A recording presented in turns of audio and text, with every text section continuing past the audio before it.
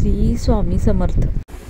नमस्कार मैत्रिणींनो, तर हा एक रिक्वेस्टेड व्हिडिओ आहे। मी 2-3 दिवसापूर्वी जे व्हिडिओ बनवलेले होते त्याच्या खाली कमेंट आलेल्या होत्या बऱ्याच, तर त्या कमेंटची उत्तरं देण्यासाठी तसेच तुमच्या ज्या काही शंका आहेत त्या शंका दूर करण्यासाठी हा व्हिडिओ बनवलेला आहे।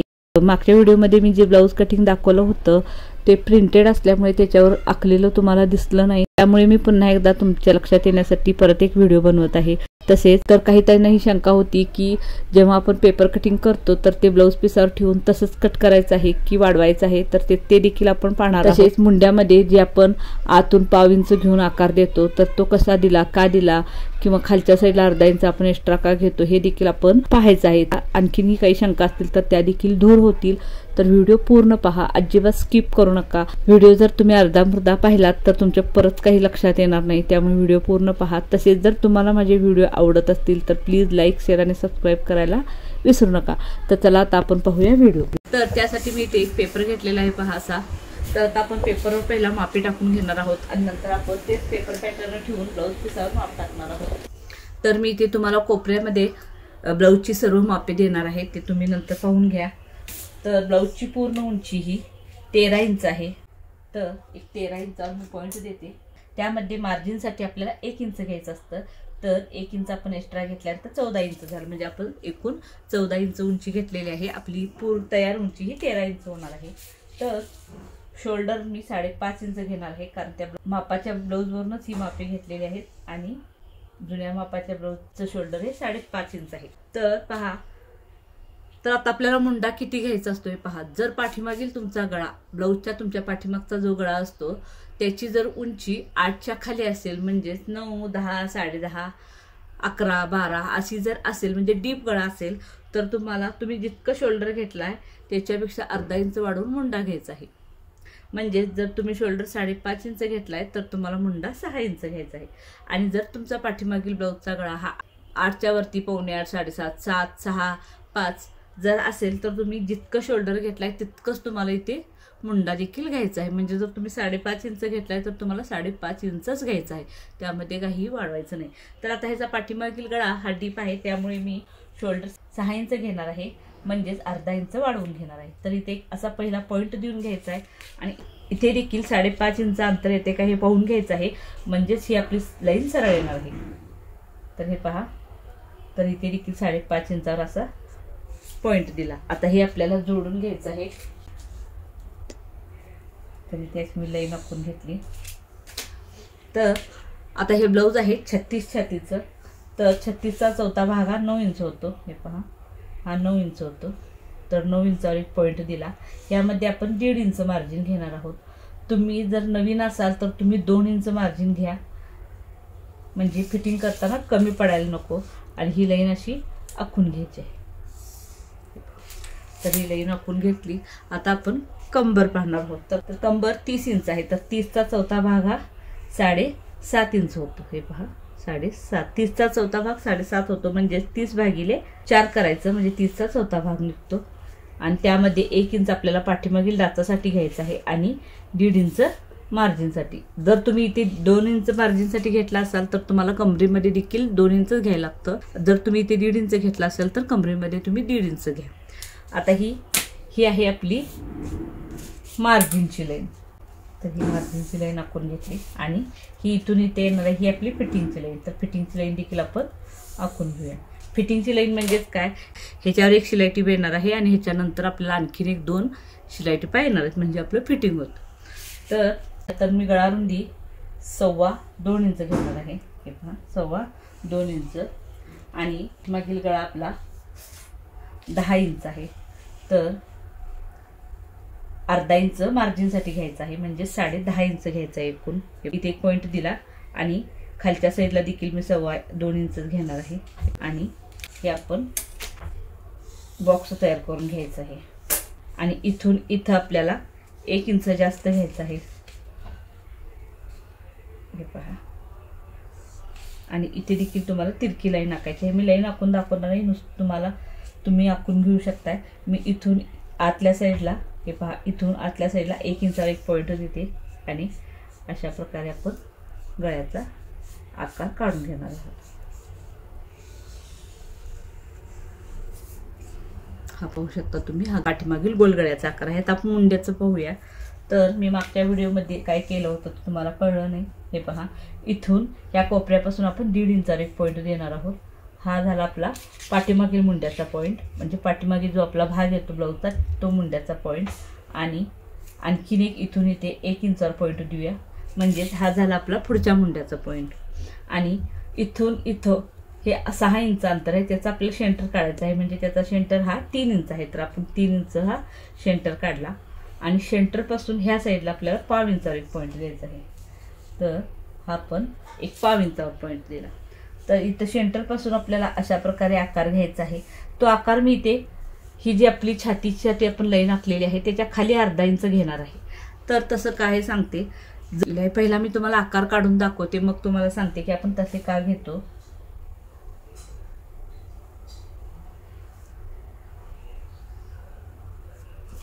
तर हा बघा, हा आपला पाठीमागील मुंड्याचा आकार आपण काढलेला आहे. जर तुम्ही इथून ही जी लाईन आहे फिटिंग त्याच्या आत आपल्याला आतून आकार घ्यायचा आहे, ज्या फिटिंगच्या लाईनीच्या आतून घ्यायचा आहे. 1/2 इंच खालच्या साईडला घ्यायचं आहे. म्हणजे काय होणार, काकेत जर तुमच्या ब्लाऊजला चुन्या येत असतील, मी खूप जणींचं ब्लाऊज पाहिलं की काकेत तसा घोळ येतो किंवा चुन्या येते किंवा कापड असं खूपच फुगल्यासारखं फुगा आल्यासारखं होतो, तो येणार नाही. आणि जर 1/2 इंच घेऊन जर तरी देखील तुमच्या ब्लाऊजमध्ये चुन्या किंवा फुगा येत असेल तर तुम्ही आणखीन 1/2 इंच वाढवू शकता. म्हणजे एकूण 1.25 इंच तुम्ही खालच्या साईडला घेऊ शकता इथून छातीपासून. तर तसेच हे पहा, इथून इथे 1/2 इंच घेतलं आणि असा मुंड्याचा आकार आपल्याला असा द्यायचा आहे. इथून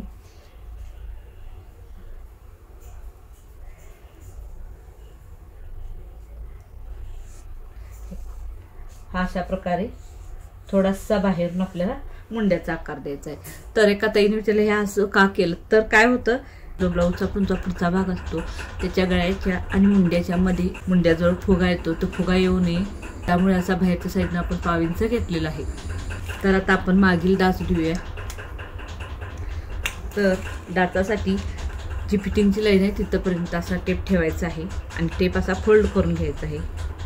म्हणजे याचं जितकं अंतर येतं त्याचं आपल्याला सेंटर काढायचं आहे. तिथून आपल्याला वरच्या साईडला 4 ते 5 इंचावर डाच द्यायचा आहे. तुम्हाला किती हवा तितका तुम्ही डाच देऊ शकता. कधी कधी मी छोटासा डाच देते 3-3.5 इंचाचा, कारण पाठीमागे जर गळ्याला डिझाईन असेल तर त्या पद्धतीने देखील डाच द्यावा लागतो. तर डाच ह्या साईडला 1/2 इंच आणि ह्या साईडला 1/2 इंच येणार आहे. तर एकूण आपला हा 1/2 इंचाचा डाच येणार आहे. तर आता आपण हे कट करून घेऊया पाठीमागचा भाग. तर आता हे पाठीमागचा भाग असा जसाचा तसा पेपरवरती ठेवायचा आहे. आपल्याला पुढचा भाग काढायचा आहे.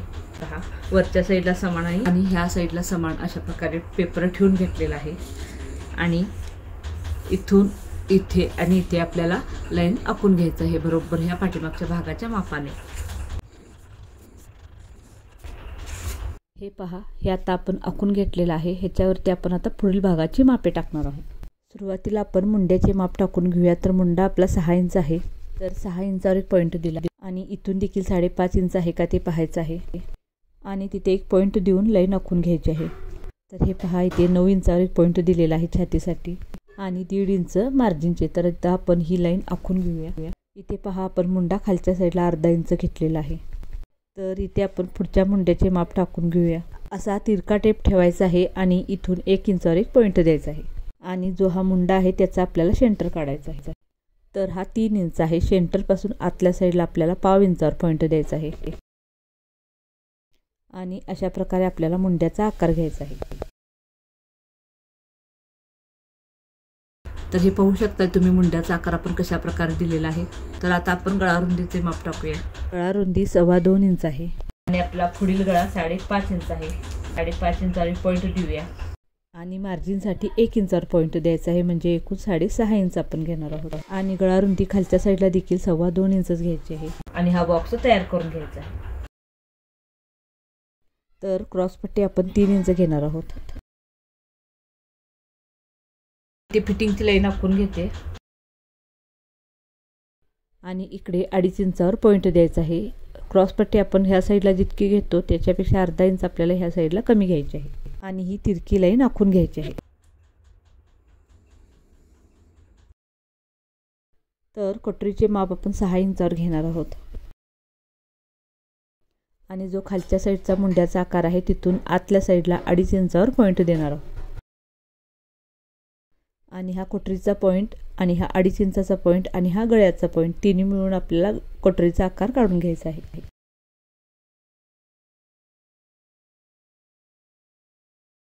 हे पाहू शकता तुम्ही इथे कोटरीचा आकार किती छान आलेला आहे आणि इथे गळ्याचा आकार काढून घ्यायचा आहे। आता आपण हे कट करून घेणार आहोत। तर पहिला आपल्याला क्रॉस पट्टी कट करायची आहे। आता आपण या आतल्या मुंड्यावरून कट करणार आहोत। तर ही आता क्रॉस पट्टी झाली। आता आपण गळ्याचा भाग कट करून घ्यायचा आहे। आता कोटरी कट करून घ्यायची आहे।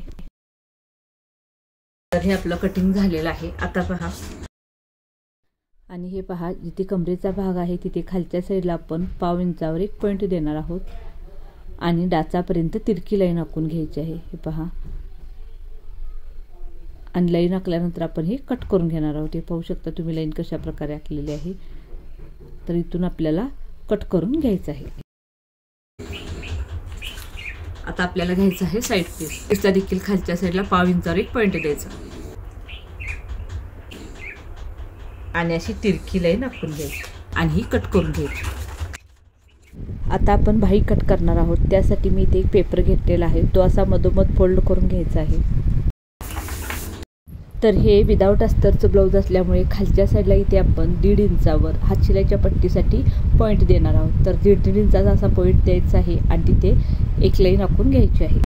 तर आता आपण जी लाईन आखलेली आहे तिथून वरती आपल्याला बाहीचे माप टाकायचं आहे। तर बाही आपली 10 इंचाची आहे तर मार्जिनसाठी अर्धा असं मिळून आपण 10.5 इंचावर पॉईंट देणार आहोत आणि जिथे उंचीचे मार्किंग केलेलं आहे तिथे आपल्याला 2 इंचावर असा पॉईंट द्यायचा आहे। हे पहा आणि तिथून पुढे ही लाईन उंचीची आपण सरळ आखून घेणार आहोत। तर इथे पेपर थोडा कमी आहे तर तिथे मी दुसरा पेपराचा तुकडा ठेवते म्हणजे तुमच्या लक्षात येण्यासाठी, कारण तो आपल्या वापरात येणार नाही, कट करूनच जाणार आहे, पण तुमच्या लक्षात येण्यासाठी तिथे मी एक पेपर ठेवणार आहे। तर ही उंचीची लाईन अशी पूर्ण आखून घेतलेली आहे। तर आता आपण बाहीरुंदी पाहणार आहोत। तर बाहीरुंदी कशी घ्यायची, बाहीरुंदी घेण्यासाठी आपल्याला पाठीचा भाग लागणार आहे। तर हे पहा हा पाठीचा भाग आहे। तर पाठीच्या भागाला जिथे आपण छातीच्या 4थ्या भागाचं मार्किंग केलेलं आहे म्हणजे जिथे आपली फिटिंगची लाईन आलेली आहे तिथं आपल्याला इंची टेप ठेवायचा आहे आणि असा गोल राऊंड फिरवत आपल्याला शोल्डरपर्यंत माप घ्यायचं आहे। तर इथे 8.25 इंच इतका आलेला आहे। हे पहा तर आपली बाहीरुंदी ही 8.25 इंच इतकी आहे। तर इथे मी 8.25 इंचावर आपली बाहीरुंदीचं पॉईंट देणार आहे। तुम्ही तिथे जिथे पॉईंट देता तिथे लाईन देखील आखून घेऊ शकता। तुम्ही वरच्या साईडला देखील 8.25 इंच घेऊ शकता किंवा मधोमध देखील घेऊ शकता। तर हा 8.25 इंचावर पॉईंट दिलेला आहे। आता आपण इथे एक लाईन आखून घेणार आहोत। आता आपल्याला कॅप हाईटचा म्हणजेच बाहीचा शेपचा पॉईंट द्यायचा आहे।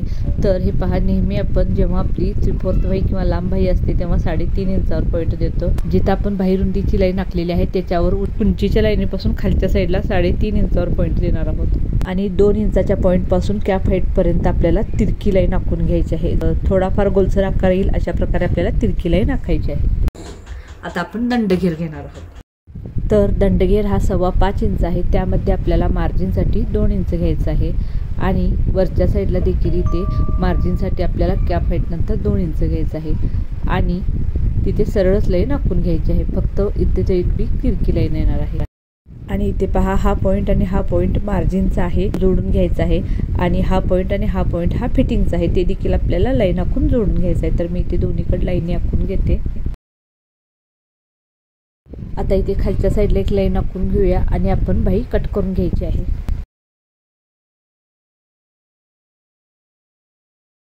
बाही कट करून झाल्यानंतर आपल्याला ह्याच्यावरती पुढच्या बाहीचा आकार काढायचा आहे। तर त्यासाठी पहा इथे 2 इंचाचा जो पॉईंट दिलेला आहे तिथून जिथं आपण फिटिंगची लाईन आखलेली आहे तिथंपर्यंत किती अंतर येतं हे पाहायचं आहे आणि त्याचा सेंटर काढायचा आहे। तर तुम्ही असा टेप मडचून घेऊन सेंटर काढू शकता। तर इथे मी एक पॉईंट दिलेला आहे आणि त्या पॉईंटपासून खालच्या साईडला आपल्याला अर्धा इंचावर आणखीन एक पॉईंट द्यायचा आहे आणि हे पहा या फिटिंगच्या लाईनीपासून आपल्याला आकार घ्यायला सुरुवात करायची आहे। तर अशा प्रकारे आपण पुढच्या बाहीचा आकार काढणार आहोत। तर हा देखील आपल्याला कट करून घ्यायचा आहे। करून झाल्या आपल्याला सेंटरला आणि जिथे आपण पुढच्या भागाचा आकार काढला आहे तिथे कात्रीने कट मारून घ्यायचा आहे आणि जिथे हात शिलाईसाठी आपण मार्किंग केलेलं आहे तिथे देखील मडतून अशा प्रकारे दोन्ही बाजूला येईल असा कट मारून घ्यायचा आहे. तर आता आपण कट केलेले पॅटर्न हे ब्लाऊज पीसावरती ठेवून कसे कट करायचे हे पाहायचं आहे. तर त्यासाठी मी इथे ब्लाऊज पीस घेतलेला आहे, हे पहा. आणि हे ब्लाऊज पीस मी डबल फोल्ड करून घेणार आहे.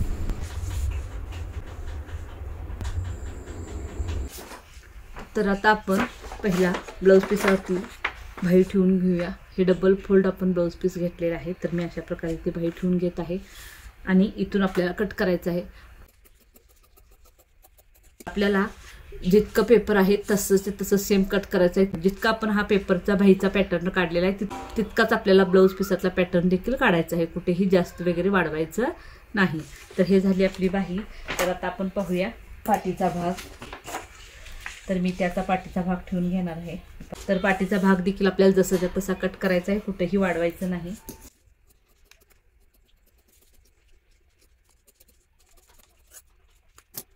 तर तुम्ही असंच पेपर ठेवून गळा देखील कट करून घेऊ शकता. पण मी आत्ता गळा कट करणार नाही कारण मी या ब्लाऊजला डिझाईन करणार आहे, त्यामुळे मी नंतर गळा कट करून घेणार आहे. आता आपण कटोरी आणि साईड पीस पाहूया. तर सुरुवातीला मी कटोरी काढून घेते कारण कटोरी आपल्याला अजून वाढवायची आहे. कटोरी पेपरवर तुम्ही वाढवून घेतला तरी देखील चालेल, पण मी ते डायरेक्ट कपड्यावरती तुम्हाला वाढवून दाखवणार आहे. तर हे पहा, कटोरी आपल्याला असं तिरक्या साईडमध्ये ठेवायची असते. तर ही ब्लाऊज पीसाची सरळ बाजू आहे आणि ही देखील ब्लाऊज पीसाची सरळ बाजू आहे आणि ही आहे आपली तिरकी बाजू. तर हा जो गोलाकार भाग आहे कटोरीचा तो तिरक्या बाजूमध्ये यावा अशा प्रकारे आपल्याला कटोरी ठेवायची आहे. हे पहा, तर ही अशी कटोरी आपण ठेवून घेणार आहोत, म्हणजे हा जो गोलाकार भाग आहे तो अशा तिरक्या बाजूमध्ये येईल. हे पहा, तर मी कटोरीच्या भोवत्याने चॉकने आखून घेते.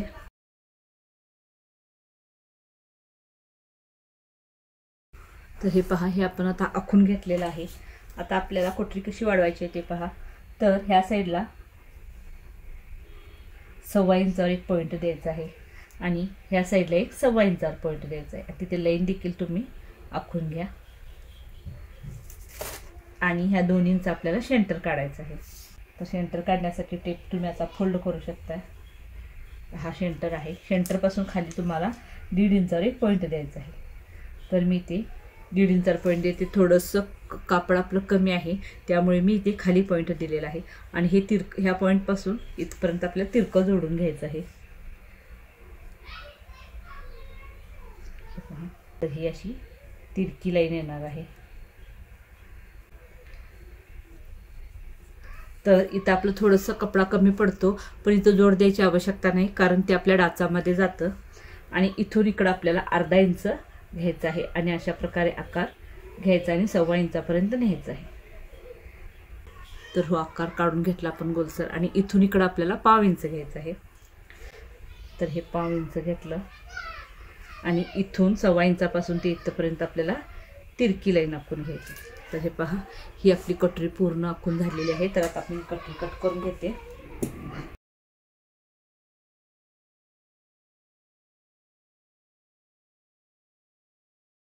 आता राहिला आपला साईड पीस आणि क्रॉस पट्टी. तर साईड पीस आपण कुठं बसतोय तर पाहूया कारण कापड आपलं खूप कमी आहे, जोड द्यावा लागणार आहे.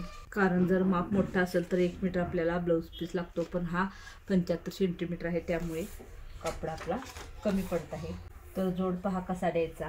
तर जोड असं जर तुम्ही तुमचा साईड पीस ठेवला तर इथं थोडंसं जोड द्यावा लागतो, पण तो इथं खांद्यावरती समोर येतो त्यामुळे तो दिसतो.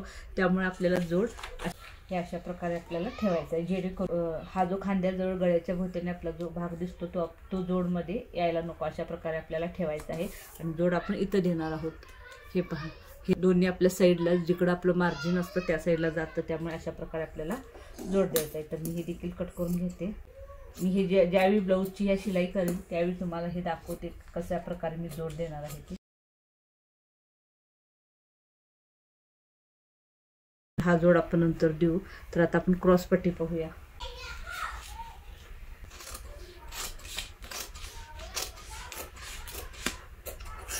तर इथे खालच्या साईडला फक्त 2 इंचाचा जोड येणार आहे, पण ह्या साईडला थोडासा जोड आणखी येणार आहे कारण आपली क्रॉस पट्टी थोडी कमी पडते. हे पाहू शकताय तुम्ही.